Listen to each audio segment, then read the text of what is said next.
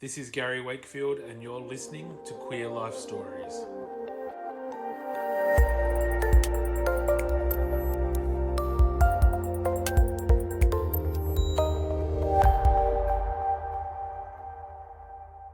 My name is Francene Jakes, and I'm 78 years old, and I identify as female. I was actually born in Hobart in 1941, and I grew up most of my life in Hobart until 1958 when I joined the military and left Tasmania to return in 1980. I was the only boy in the family. I had 4 sisters, so I was under the influence of females, if you like, all that time. There was no males in our family except my father, of course. So Was he there a lot, or? Yeah, he was there, but he sort of never interacted with me. I sort of lived a lot on my own, socially, not physically. I still lived in the house, but because I was a male, I was supposed to go out and do all the outside things, whereas the girls stayed in the house and did housework and all that sort of the feminine duties, if you like. And how did you feel about that growing up? Well, how it was organised, it actually gave me a lot of freedom to go out and do what I wanted to do myself. I sort of studied a lot. I went to Hobart High, which was the academic high school in that time. So whether you did maths and languages and the sort of academic type subjects as opposed to the technical college. So it didn't sort of faze me at that stage. I was quite okay with it.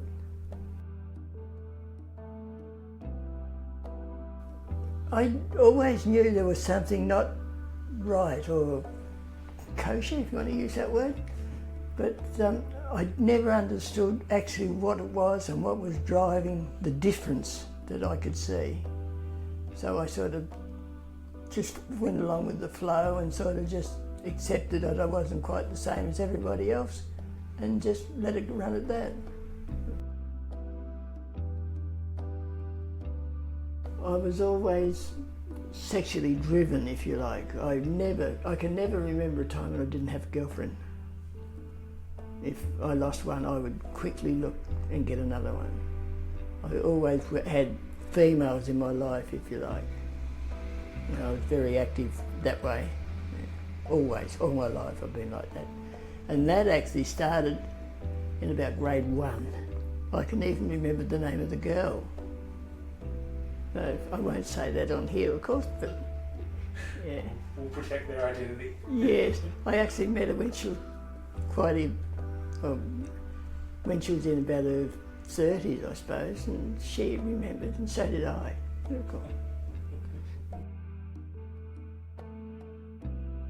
In 1979, I had a vasectomy. When I came to out of the anaesthetic, I said to myself, I don't have to prove I'm a male anymore. And that was like a light bulb moment as far as I was concerned. So I was then on the way. I was sort of edging around it, but I was not specific at that stage. I hadn't sort of come up with anything concrete. But after I'd had the vasectomy, I knew what I wanted to do. I started off at a very minor level, if you like, and it gradually accelerated and got a more important part of my life as it progressed.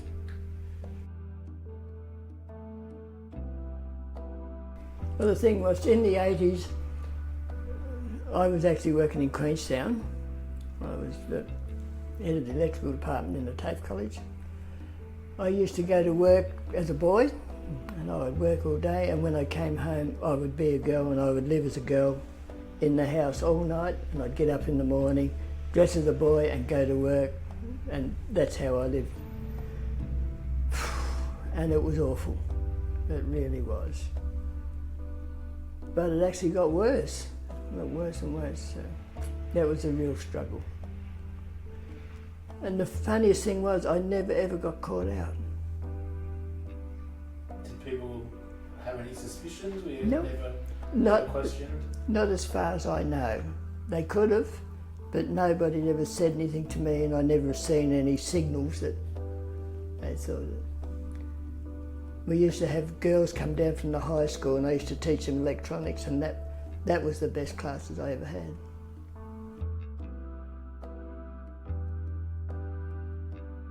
Did you have relationships while you were living that double life?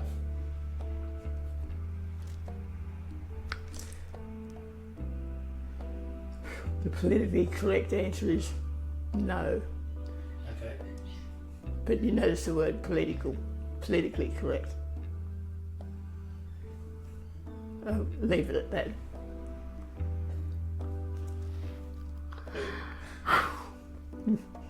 Gone.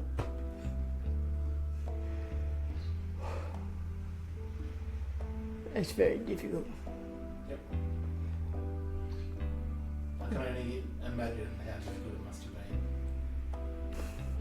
been. It was. What were your coping mechanisms? How did you survive it? Well, I survived because at that stage, due to lack of education, I thought I was the only person in the world like it. I had no one to turn to, no one to help. So I sort of did the best I could within myself to survive. If it happened to me now with the knowledge that I have, it would be a completely different story. But in those days, the education wasn't there because the internet wasn't up, you couldn't look things up, and social networking wasn't as it is now, so it was very difficult to connect with other people and in other scenes to actually find out things that you want to know.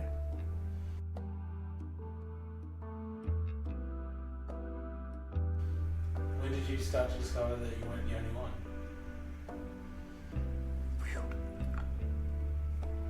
About 10 years ago, I suppose. Wow.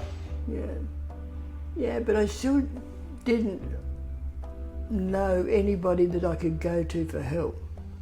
I sort of knew of the existence, and that was about it.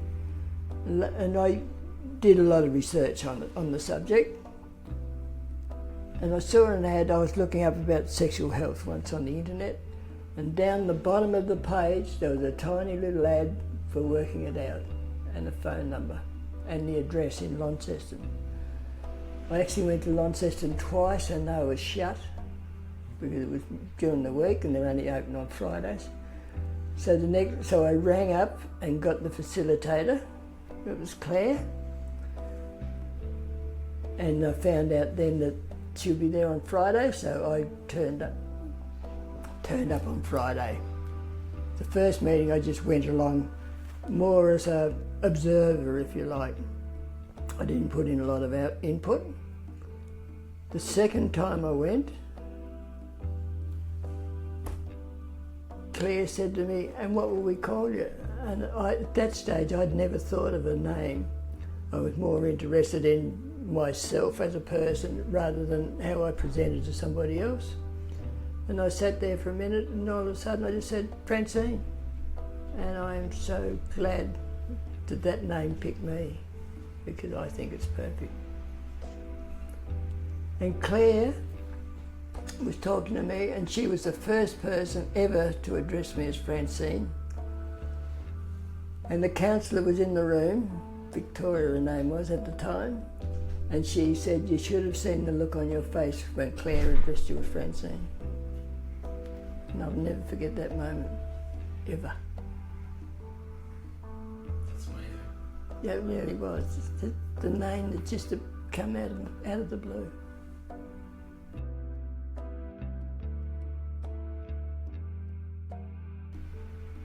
Going into that first meeting, not knowing what to expect, what was going through your head?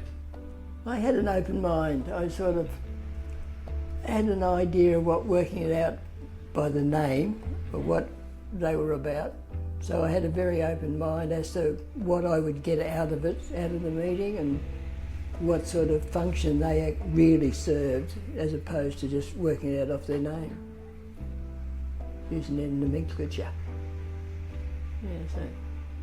And that was really worthwhile, because I look at it this way, that working it out actually saved my life. Because there was a meeting later, another couple of meetings on, there was another trans girl there, Lani, her name was, and she told me about Clinic 34, and I didn't even know it existed. So after we finished the drop-in, her and I sat down and we talked for a while, and she explained to me about sexual health, Tasmania Sexual Health Clinic 34. So I left working it out in Brisbane Street, and I went straight to Howard Street and made my first appointment. And that was the start of the big change and the big things in my life.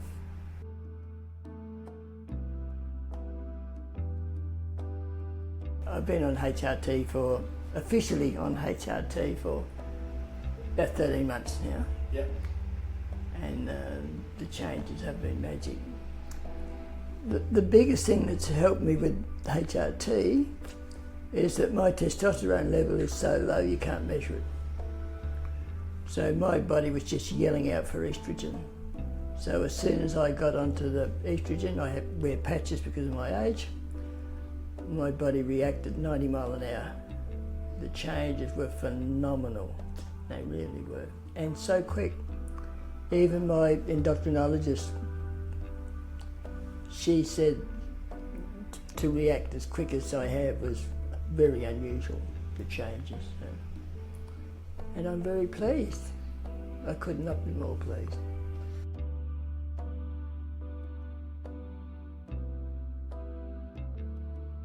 Once I knew what I could do and how I could do it, mentally I blossomed, one way to say. And I've never felt so happy and confident in myself ever in what I do now. The changes were, physical changes were, some were rather quick. You know, with breast development started straight away. The rest of the physical developments were a bit slower. There's some mood swings, but not to a great deal. And that was about what the patches did, because I started off with a fairly low dose, 50 micrograms, and then I went to 75, and now I'm on 100, which is the maximum dose they'll let you have. But it went well, and I didn't have to take an anti-androgen, which also helped, which causes all sorts of problems with people. So there was no spironolactone, and I was really pleased about that, I can tell you.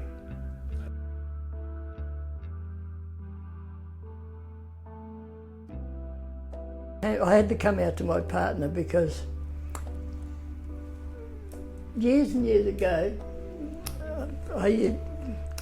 because I worked away all the time, I only came home a weekend, so I used to have some clothes in the house that I could wear at night. I used to wear nighties to bed because we have separate bedrooms, and I used to always hide my nighties under the blankets in the bed when I made the bed in the morning.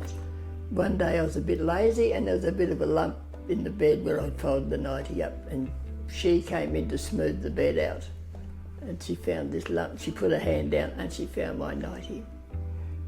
And I was in the kitchen washing up at the time, and she came out holding this nightie up and said, "Oh, you're nothing but a cross-dresser." And I agreed with her, but that was the moment I should have told her. It was a moment that I missed, and I've regretted that always.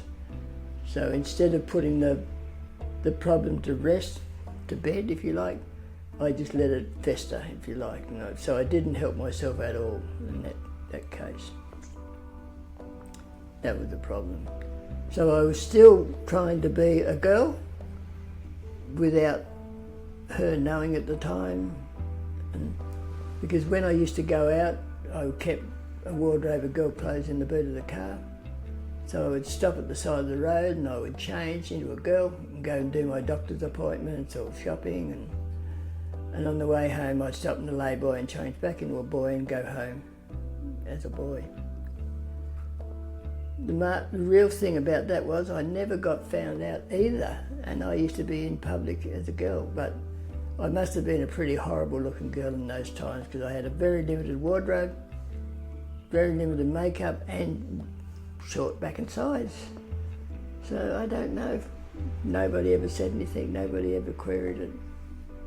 It's very strange. I think back on it now and I think, oh God, how did I ever do it? You know, I would, but it was the only option I had, so it was either take that or do nothing, and do nothing was not an option. Never crossed my mind at all.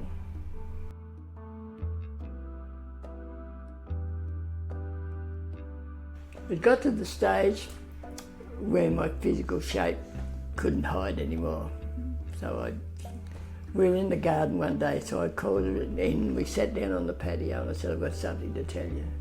She said, oh, yeah, okay. So she sat down and I just told her, I said, I'm a girl, I'm not who you're married to.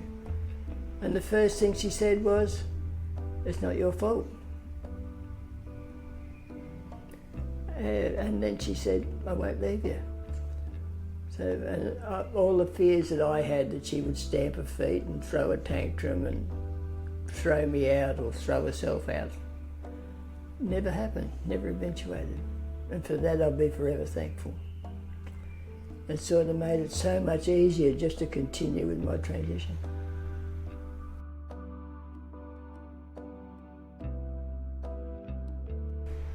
And then she said, all those boys' clothes you've got, you'll never wear them again, let's get rid of them.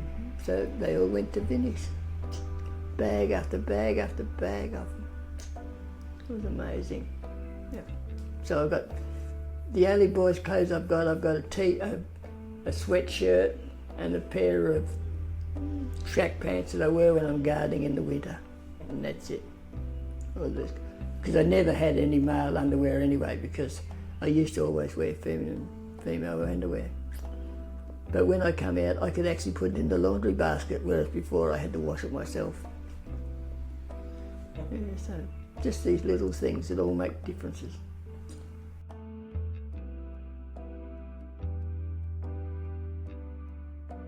I identify as a girl and nothing else all the time.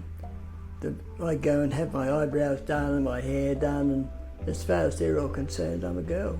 Simple as that. I go into the supermarket and they all treat me like a girl. And the pharmacy does, the medical. The first people that recognised me as a girl was Medicare. When I'd changed my name, I went in and I wanted to change the name on my Medicare certificate, and the girl was typing it up and I said, what's the sex marker you've got on your file? And she turned the screen to me and pointed to a big F. And that was the first, and that was the government. That was amazing. I could have kissed her, but I didn't. Thought it wouldn't look proper.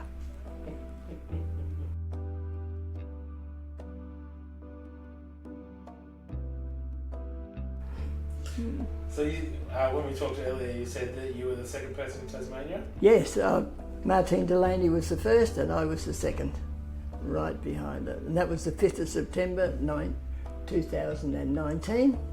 That was 105 days after the law was passed and the royal assent went out that day, so I was there. I drove to Hobart and got there in the morning and did it and cried when it came out. When the law was actually passed in Parliament, before it went for royal assent, I cried for half a day in joy. I was just so happy. I never realised how important it was to me until that law was passed. And that was really a marker in my life, if you like. And then when I got the new birth certificate that says gender, female, that was the day. That was the day I was born. That's how I look at it. That's right. That's the day I officially came into existence.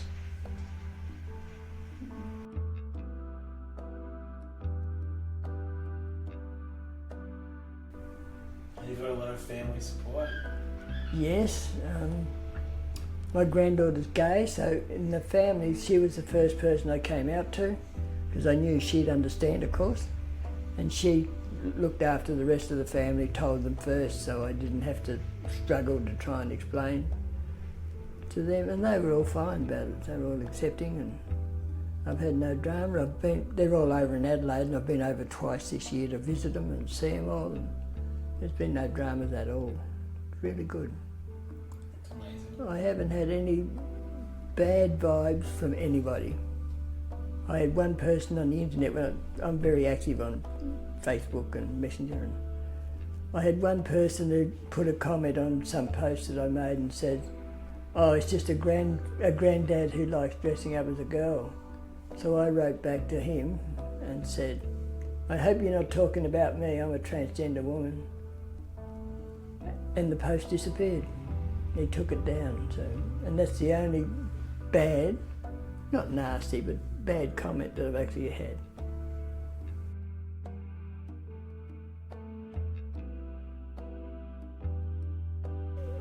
I will say on the record that I haven't been misgendered for ages, but when you first start to transition, it happens quite often because most of the people around you knew you as your previous life, so misgendering is quite common, but it is so hurtful. And somebody using your wrong pronouns, which is really a form of misgendering anyway, it is really hurtful. And if I got misgendered now, I don't know. I would be very upset about it. Because my partner always calls me by my name, by Francene, and refers to me as she, or she does this and she does that, usually when she's talking to her daughter. So if she can accept it and get it right, I think everybody else should too.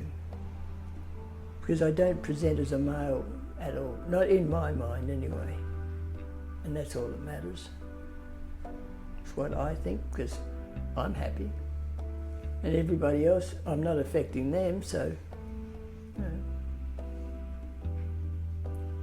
Yeah, it's funny though, but some things are strange, like the first time I used female facilities. You know, sort of, it's a bit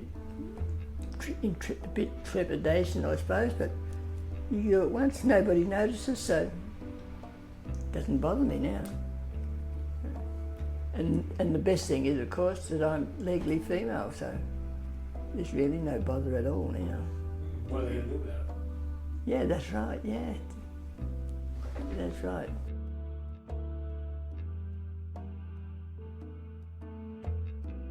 Affirmations are nice. I was actually asked by a woman in the supermarket, how did I handle menopause? And I thought, what an unrelated affirmation that is. You know, that someone would think that I was feminine enough to go through menopause. I thought that was marvellous. And I've told everybody I know that little story. That was really good. Another time I was asked, I was in the doctor's surgery and we were talking about health and that, and the woman I was talking to said, "And how's the health of your husband?" So, you know, similar things, little things like that mean so much, even singularly or collectively, they all add up to a positive affirmation. And that is, to me, that's important, that people recognise me for who I am and for what I am. You know, and that means so much.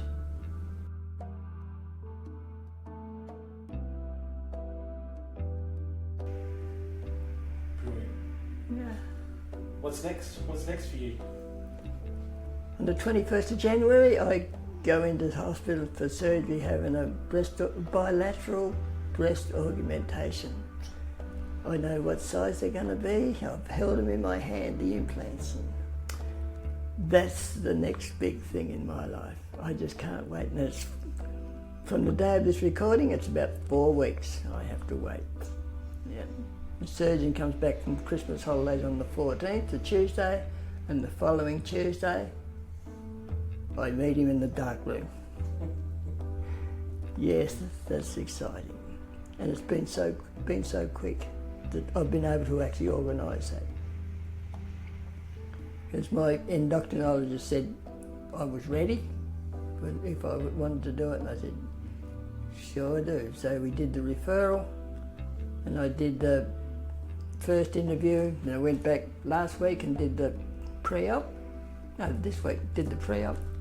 Got measured for the surgical bra and took the before pictures for the before and afters. All good things.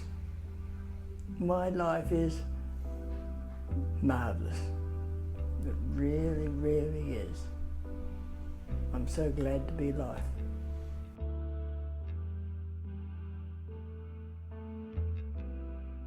Well, my philosophy is I try to be as visible, as highly visible as I can. Because of my age, I think I'm fairly immune to being troubled by it. Because I always think that the more that I talk about it and talk to people and relate to it, the more people will understand what we are and where we come from. And they will realise that we exist, whereas there are some dinosaurs around that reckon we don't. But I think the biggest problem is education, simple as that. And now I'm talking about ordinary lay people and also professionals like doctors and specialists. They are all lacking in the general knowledge and understanding of where we're coming from and who we actually are on the whole. There are some out there, of course, who are okay with it, that know everything, but you know, my GP didn't, and I had a bit of a talk with my specialist, my haematologist, and he was a bit vague about it too, and he's a professor, so you know, there's definitely room for a lot of education and improvement.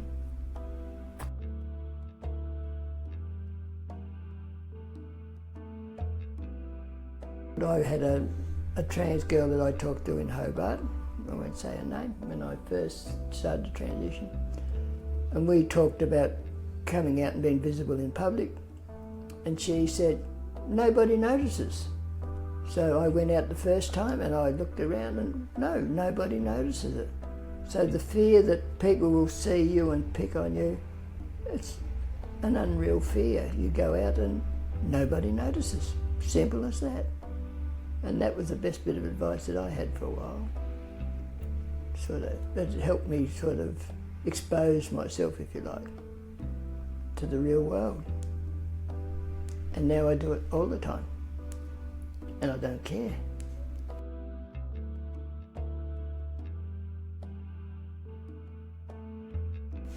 I think that the main thing really is education and understanding. You know, there are certain groups who come out with these horrible statements about things that we do and what we are and you know what we shouldn't be allowed to do. And they don't really understand that we're just normal people. You know, physically I might be a little bit different, but mentally I'm exactly the same as any cis girl. So I can't see where the problem comes from. They come up with all these ideas of fears about you know, trans girls, what they'll get up to and what they'll do in women's places and that. It's a load of rubbish, it really is. You know, it's very exaggerated and narrow-minded, and I can't think of any other words to describe it actually, and it's just so bad. But hopefully, given time, education and exposure of us, that they will engender a better understanding of what we're about and where we're coming from eventually. It mightn't be in my lifetime, but eventually it will happen. I'm convinced of that. Brilliant. Thank you. We'll leave it there. Thank you so much. That's okay. I have enjoyed just sitting here talking, because I'll talk about it all day and I'll talk to anybody about it that wants to listen.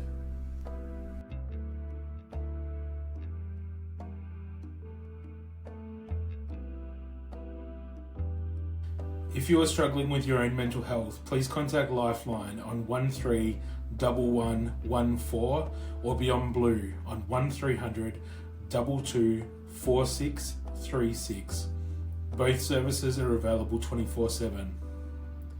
If you would like to tell your story, share your experiences, or would just like to get in touch, email us at queerlifestories@outlook.com, or you can find us on social media, Facebook and Instagram. Just search for Queer Life Stories. This podcast is a no-budget, one-man operation to produce, but you can support this podcast by donating or subscribing to us at Patreon. That's patreon.com/queerlifestories. If you're listening in Tasmania and would like support regarding your sexuality, gender or intersex status, contact Working It Out on 6231 1200 or find them on Facebook. Q Life provide anonymous and free LGBT peer support and referral for people across Australia wanting to talk about sexuality, gender identity, relationships and more. They're available 3 p.m. to midnight every day on 1-800-184-527, or you can web chat with them at qlife.org.au. You can hear future episodes of Queer Life Stories on Apple Podcasts, Spotify, Stitcher, or wherever you get your podcasts from. Please follow, subscribe, rate, review, and share. This will be the last episode for 2019. Thank you to everyone who has shared their stories this year, and to everyone who has been listening, leaving comments, and getting in touch. There has been a fantastic response, and I really appreciate it. Over the next few weeks, I will still be talking to people and recording their stories so that I can bring you some new ones in January. I will be in Hobart on December 27th, in Melbourne from January 9th through to the 11th, and in Adelaide from the 12th to the 14th. If you're in these areas on those dates and would like to tell your story, please get in touch. Have a fantastic Christmas if you celebrate it, and we will be back in the new year. Thank you for listening. Take care of yourself and each other.